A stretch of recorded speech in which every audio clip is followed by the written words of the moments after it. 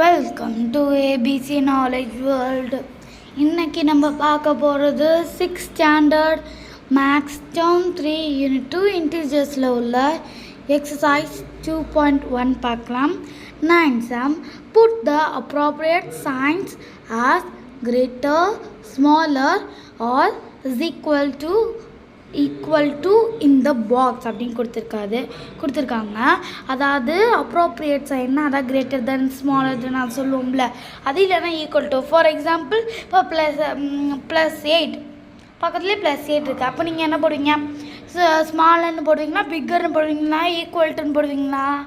Correct, equal to தான் போடணும். ஏன்னா அதுக்கு என்ன இதுவும் +8 சேம் தான், இந்த பக்கம் உள்ள +8 சேம் தான்.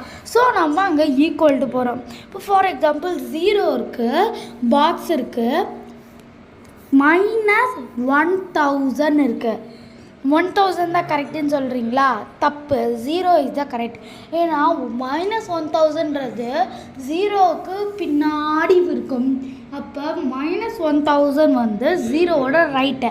அப்போ 0 கிரேட்டர் அப்படின்னு சொல்லுவாங்க. இப்போ இங்கே ஃபர்ஸ்ட் சப்டிவிஷன் என்ன கொடுத்துருக்காங்கன்னா -7 8ன்னு கொடுத்துருக்காங்க. 8க்கு முன்னாடி எதுவுமே வரல, அது பாசிட்டிவ், ஸோ அதான் கிரேட்டர். இந்த பக்கம் -8 -7ன்னு கொடுத்துருக்காங்க. ஓகேங்களா? இப்போ இல்லை எது கிரேட்டர்? -8 தானே கிரேட்டர்.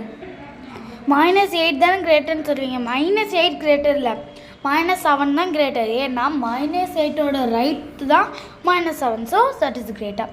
-999 இருக்குது, இந்த பக்கம் -1000 இருக்குது.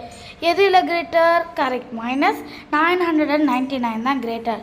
அடுத்து -111 இருக்குது, இந்த பக்கம் -111 இருக்குது. அப்போ என்னது? Is equal to.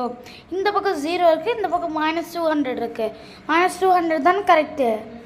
இல்லை, -200 தான் ஸ்மாலு, 0 தான் கிரேட்டர். ஓகேங்களா?